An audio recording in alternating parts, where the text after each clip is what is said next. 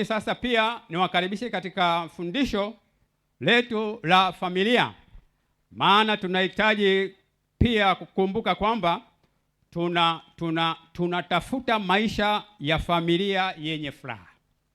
Tulizungumza jambo hili jana kwa kifupi kama utangulizi, lakini basi ni vizuri kuliendeleza ili tuone kwamba maisha yetu katika uso wa dunia hii, katika familia zetu zinahitaji nini.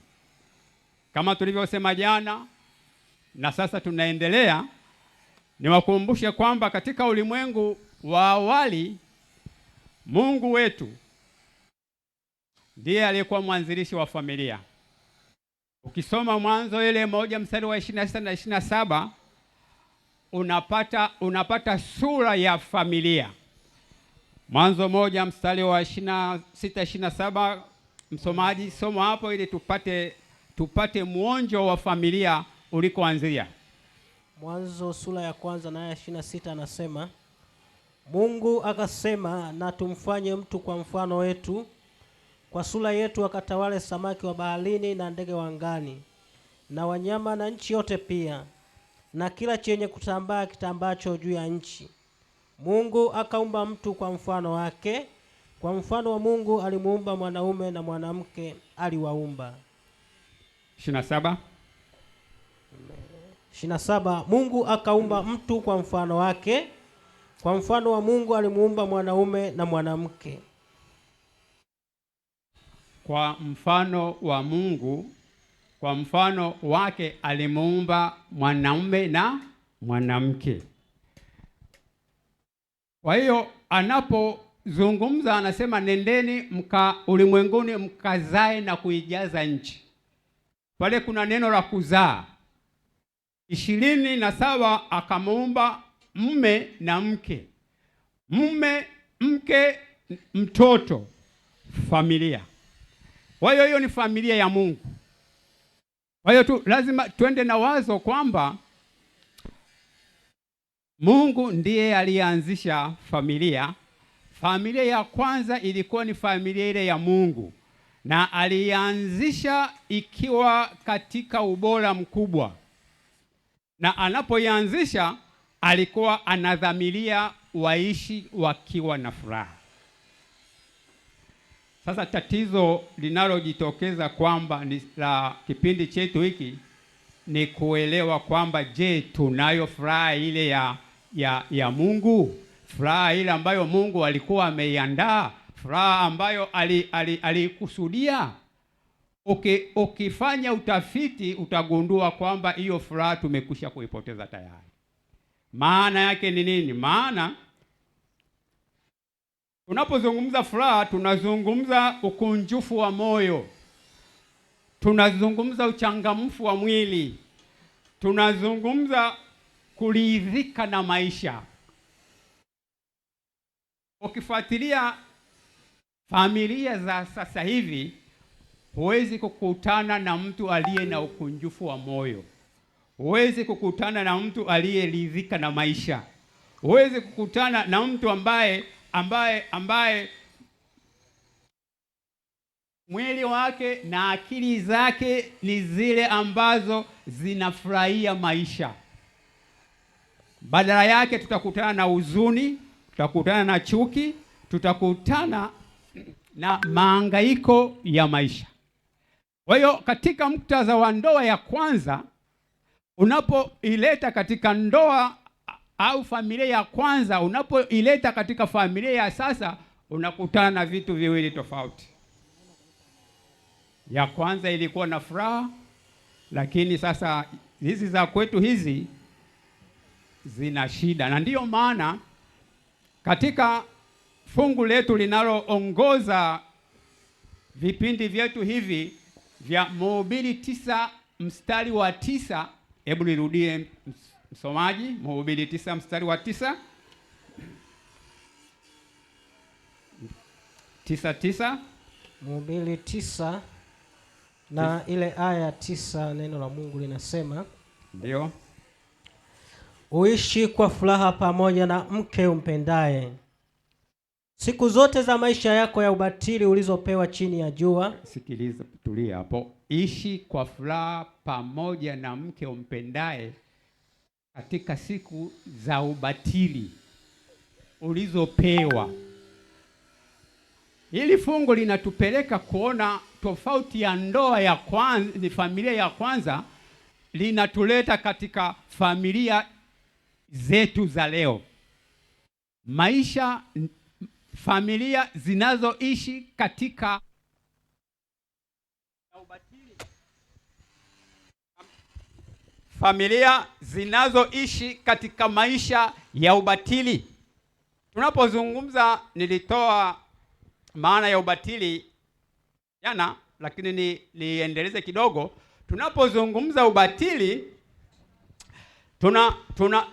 tunazungumza kinyume cha furaha.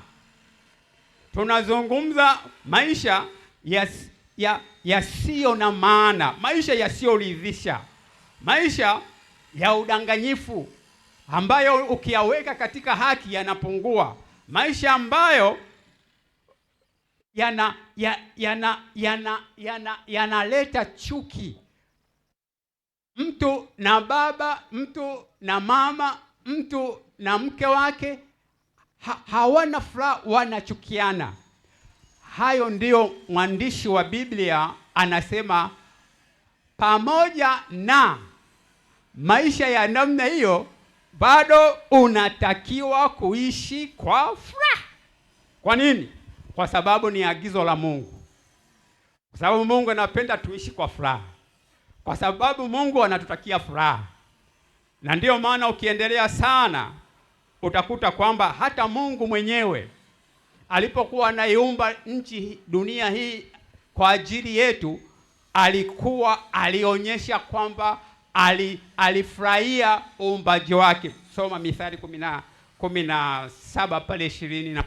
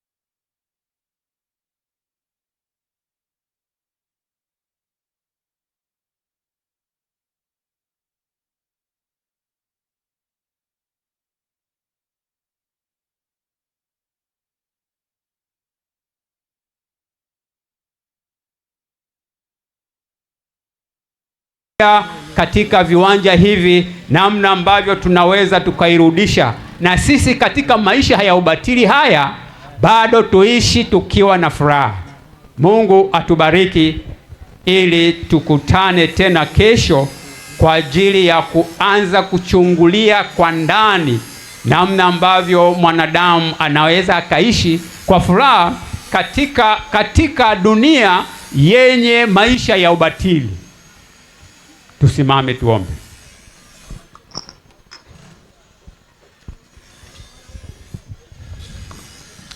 Baba yetu wa mbinguni, tunakushukuru kwa mwanzo huu maana ulidhamiria familia yako ambayo sisi ni uzao wake.